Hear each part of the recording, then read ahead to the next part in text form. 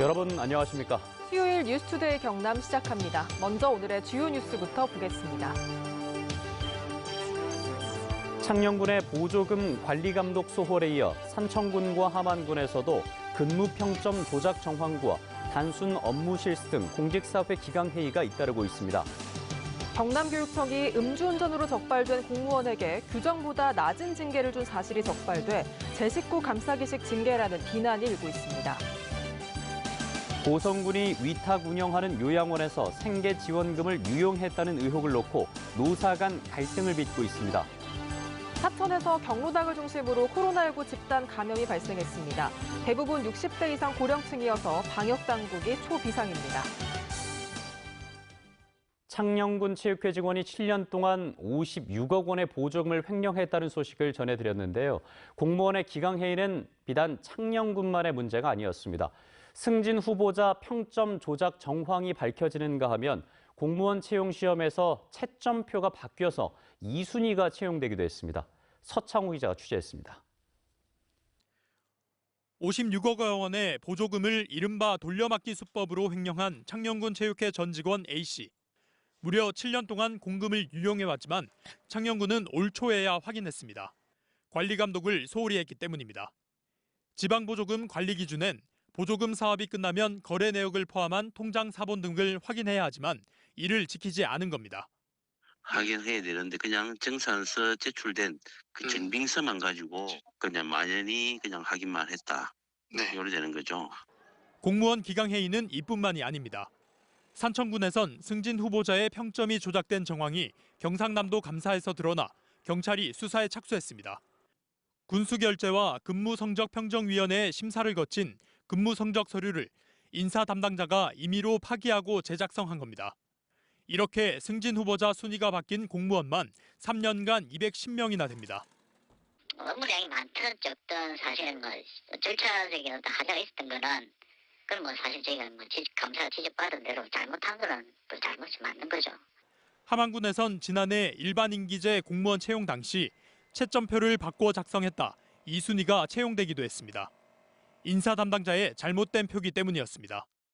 한 가지는 확인을 못하고 밑에 이제 계산 그 면접 점수 합계만 계속 여러 번 틀렸는지 계산을 해봤나 보더라고요. 그런 착오가 있어가지고 또 검사한테 지적이 됐습니다. 관리감독 소홀부터 어처구니 없는 실수까지 의회 특별위원회 구성 등 특단의 대책을 마련해야 한다는 목소리가 나옵니다. 자치단체장으로서는 행정의 모든 책임을 져야 되는 문제이기 때문에 의회 공개사과와 관련자, 그러니까 상급자들까지도 징계에 회부돼야지 실제 사과를 진정성을 느낄 수 있을 겁니다. 공무원의 기강회의가 잇따르고 있는 가운데 강력한 처벌만큼이나 조직 내부 문제점은 없는지 자성이 필요해 보입니다. MBC 뉴스 서창우입니다. 경남교육청 소속 한 공무원이 만취 상태로 음주운전을 하다 적발돼 징계 처분을 받았습니다. 그런데 정해진 징계 규정보다 낮은 수준의 징계에 그친 걸로 감사원 감사 결과 밝혀졌습니다. 이 내용은 이재경 기자가 취재했습니다. 남해의 한 유치원에서 근무하던 8급 공무원 A씨. A씨는 지난 2017년 혈중 알코올 농도가 면허 취소 수준인 0.1%의 만취 상태에서 음주운전을 하다 적발됐습니다. 그런데 A씨가 받은 징계는 징계 가운데 가장 낮은 수준인 견책. 당시 지방공무원 징계 규칙에 따르면 혈중 알코올 농도가 0.1% 이상인 경우에는 감봉 이상의 징계가 이뤄져야 합니다. 규칙보다 한 단계 낮은 수준의 징계가 이뤄진 겁니다. 감사원은 교육부 감사에서 경남교육청이 자체 징계 기준을 적용해 지방공무원 징계 수준보다 낮아졌다고 지적했습니다. 이에 대해 경남교육청은 남해교육지원청에서 열린 인사위원회에서 혈중 알코올 농도를 제대로 반영하지 않은 행정착오였다고 해명했습니다. 담당자 미스인지 또 관리자 미스인지는 몰라도 미스가 있는 건 사실이니까 저희들 보완하고 또 바꿔야 될 건 또 바꿔야 되고. 지난달 감사원 감사에서 적발되기 전까지 교육청은 제대로 된 진상조사는 물론 징계 기준을 잘못 적용한 공무원에 대한 어떠한 문책도 없었습니다. 기준이 잘못되었던 걸 인정했으면 그때부터 시작해서 이 부분을 잘못된 것을 바로잡아야 하는데도 불구하고 그것이 바로잡지 못하고 교육계의 제19 감사기식 징계라는 비판을 피하기 어려워 보입니다. MBC 뉴스 이재경입니다. 고성군이 위탁 운영하는 요양원에서 노사 간 첨예한 갈등이 빚어지고 있습니다. 군이 지원하는 생계지원금을 유용했다는 의혹을 놓고 공방이 벌어지고 있습니다. 부정석 기자가 보도합니다. 고성군이 위탁 운영하는 치매 전문 요양원입니다. 지난 2017년부터 3년간 고성군으로부터 1억 2천만 원의 생계보조금 지원을 받았습니다. 보건의료노조는 2018년 입소 어르신 식사비로 지원된 생계보조금이 요양원 운영비로 불법 유용됐다는 의혹을 제기했습니다. 같은 업체가 운영하는 노인 요양원에서도 보조금 유용이 있었다고 주장했습니다. 노조는 두 요양원에서 지난 3년간 1억 1천만 원 상당의 보조금이 유용됐는데도 관리 감독해야 할 고성군은 적정 판정을 내렸다고 밝혔습니다. 정보 공개 청구를 통해 생계보조비 정산검사 내역을 확인한 결과 고성군은 매년 적정 또는 적합 판정을 내려온 것을 확인했습니다. 노조가 이 같은 의혹을 들고 나온 배경에는 조합원 탄압을 둘러싼 첨예한 노사 갈등이 있기 때문입니다. 요양원 운영업체는 보조금 유용은 없었고 이를 제기한 노조에 대한 형사 고발을 검토하고 있다며 말을 아꼈습니다. 조합원 퇴보하기 위해 비조합원 직원에게 당사자에 지목해 인사평가 점수를 납부해 주라는 즉시 요차 보내는 비인간적인 행동을 경남노동위원회하고 중앙노동위원회하고 그 결과가 상충돼서 그 결과를 저희들 받고 싶어서 서울행정 법원에 지금 그 소송이 진행 중에 있습니다. 고성군은 군 지원금이 아닌 입소자 부담 10대가 일부 유용된 것이라며 행정명령을 이미 내렸다고 밝혔지만 갈등 중재 역할을 해야 하는 것 아니냐는 목소리가 커지고 있습니다. MBC 뉴스 부정석입니다.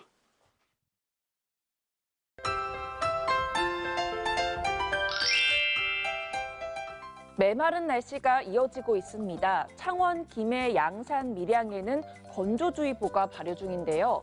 특보가 발효되지 않은 지역도 대기 상태가 건조합니다. 당분간 맑은 날씨가 이어지면서 이 건조함도 계속될 것으로 보입니다. 오늘 어제보다 아침 기온은 떨어지고 낮 기온은 올랐습니다. 아침에는 기온이 5도 이하를 보이며 영하권까지 떨어진 곳이 있는데요. 낮에는 기온이 15도 이상 오르는 곳이 많겠습니다. 오늘 창원의 아침 최저 기온 4도, 진주는 0도에서 시작하면서 어제보다 1, 2도가량 낮고요. 낮에는 창원 16도, 진주는 17도까지 오르겠습니다. 위성 영상 보시면 오늘 맑은 날씨를 보이면서 청명한 하늘을 보실 수 있습니다. 미세먼지 농도 좋음 수준 보이면서 공기질 깨끗하겠습니다. 오늘 내륙을 중심으로 일교차가 15도 이상 나는 곳이 많습니다. 아침 기온부터 보시면 밀양 0도, 함안은 영하 2도에서 시작하고요. 낮에는 밀양 17도, 양산 18도까지 오르겠습니다. 서부 지역 보시면 거창 영하 2도, 산청 1도에서 시작합니다. 낮에는 거창 16도, 합천은 17도까지 오르겠습니다. 바다의 물결은 최고 1.5m까지 잔잔하게 일겠습니다. 주말까지 맑은 날씨가 쭉 이어지겠고요. 주 후반으로 갈수록 기온은 조금 오르겠습니다. 날씨 정보였습니다. 창원 일가족 관련 코로나19 확산세가 사그라드는가 싶었는데 이번엔 사천에서 또다시 집단 감염이 발생했습니다. 이번엔 같은 경로당과 사우나 등을 이용한 60대 이상 고령층이어서 당국은 초비상입니다. 이상훈 기자의 보도입니다. 지난 8일 확진된 70대 여성이 다니던 사천의 한 경로당입니다. 출입문에 출입 금지 안내문이 붙어 있고 문은 굳게 닫혔습니다. 이 경로당에서 70대 여성과 자주 접촉한 60대 이상 여성 6명이 집단 확진됐기 때문입니다. 경로당은 CCTV도 없고 방역에 취약해서 사천시는 경로당 폐쇄에 들어갔고 공공시설 추가 휴관도 검토 중입니다. 현재 시 전체 경로당에 대해 11월 8일부터 폐쇄 조치에 들어갔으며 공공시설에 대해서도 운영 여부에 대해 심각하게 검토하겠습니다. 이 70대 여성과 함께 밥을 먹거나 이 여성이 갔던 가게의 주인 등 접촉한 60, 70대 여성 2명도 확진됐습니다. 또 이미 확진된 이 여성의 남편인 80대 남성이 다니던 사천의 남일대 해수월드 남탕에서도 60대 남성이 감염됐습니다. 지난 6일과 7일 새벽 시간에 이용했는데 같은 시간대 이용객들은 모두 검사 대상입니다. 문제는 이들이 모두 60대 이상 고령이고 일부는 기저질환까지 있다는 겁니다. 이들의 접촉자들도 고령일 확률이 높고 또 경로당 접촉자들은 접촉 일자가 지난달 중순까지 있어서 역학조사 기간이 20일을 넘다 보니 접촉자 수도 많을 수밖에 없습니다. 동선에 대한 기억도 또렷하지 않은 경우가 많습니다. 특히 남편에 대한 역학조사 중 일부 동선에서는 마스크를 쓰지 않은 경우도 확인돼 방역당국은 초비상이 걸렸습니다. 우리 지역에 확진자 발생이 없다고 해서 마스크를 쓰지 않거나 방역을 소홀히 해서는 결코 안 됩니다. 언제 어디서나 모든 지역에서 마스크는 반드시 착용해 주시고. 한편 거제에선 지난 8일 미국에서 입국한 30대 한 명이 추가 확진됐습니다. MBC 뉴스 이상훈입니다. 이처럼 도내에서 코로나19 집단 감염이 잇따르는 가운데 경상남도가 허위사실 유포 행위에 대해 엄정 대응하겠다고 밝혔습니다.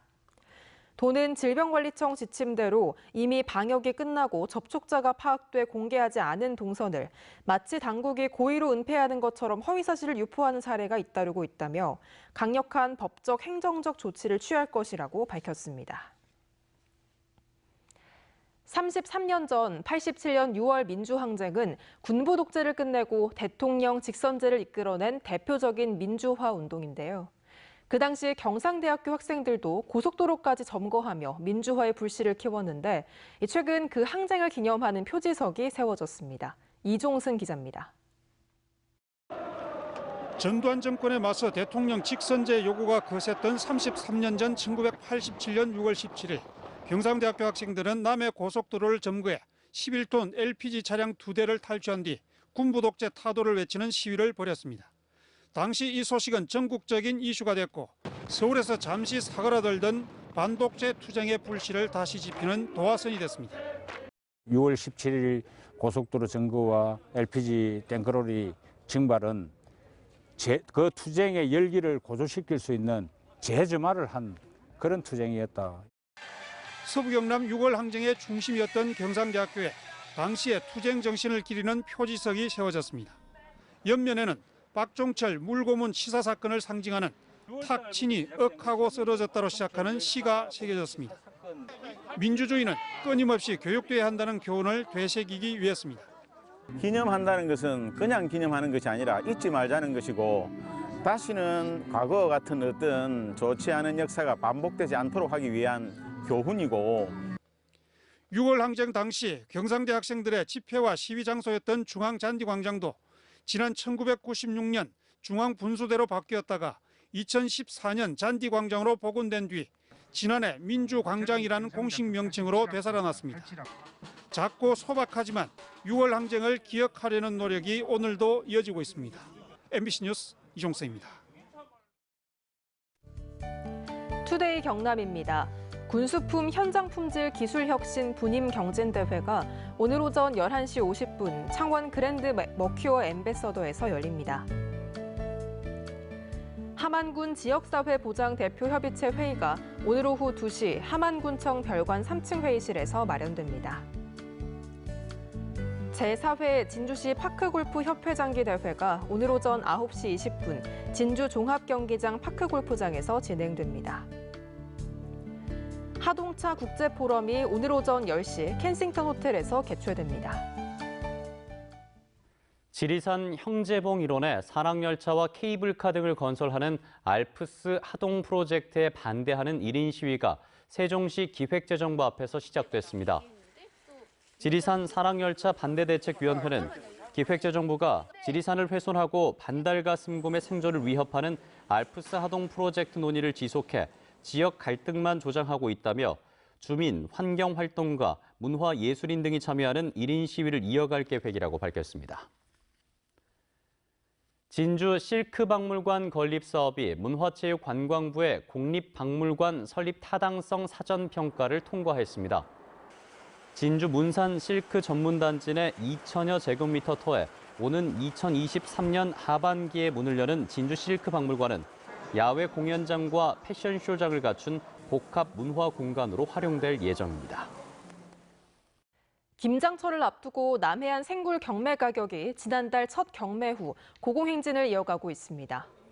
통영 굴수화식 수협에 따르면 생굴 10kg 한 상자가 10만 원대 후반에서 11만 원대를 유지하는데 이는 지난해 이맘때 평균 7, 8만 원대를 기록한 것과 비교하면 50%가량 오른 수준입니다.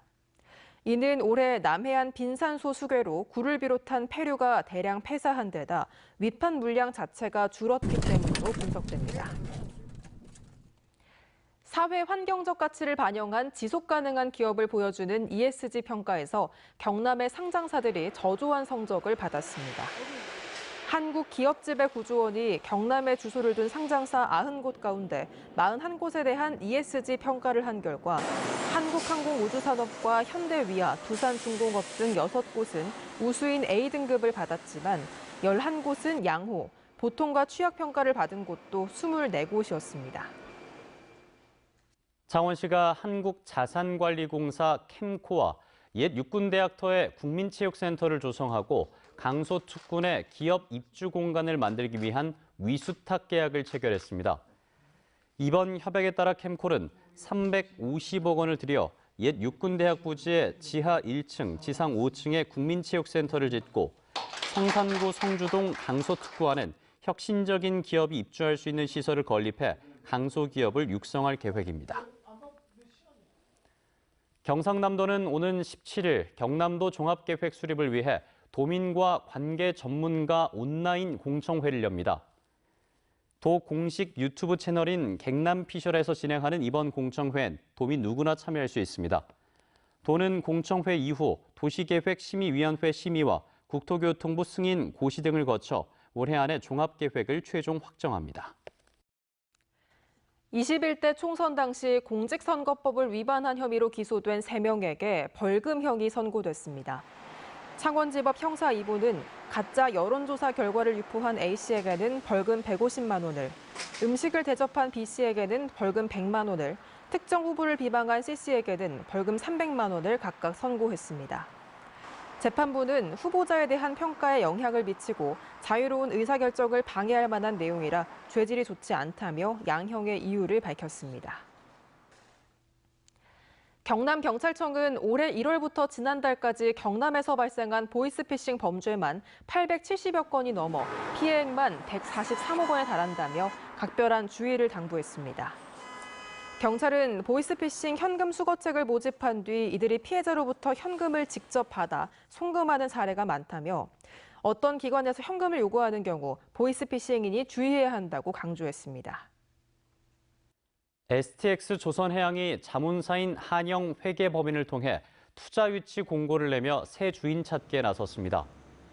이번 매각은 유암코 컨소시엄을 우선 매수권자로 선정해놓고 별도로 공개 경쟁 입찰을 진행해 무산될 경우 우선 매수권자에게 매수권을 주는 토킹 호스 방식으로 이루어지며 투자 의향서 접수 기간은 오는 23일 오후 5시까지입니다.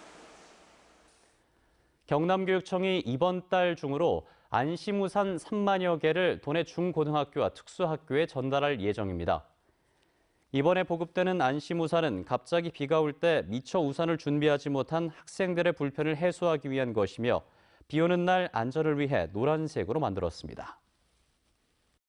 수요일 뉴스투데이 경남 저희가 준비한 소식은 여기까지입니다. 함께해 주신 여러분 고맙습니다.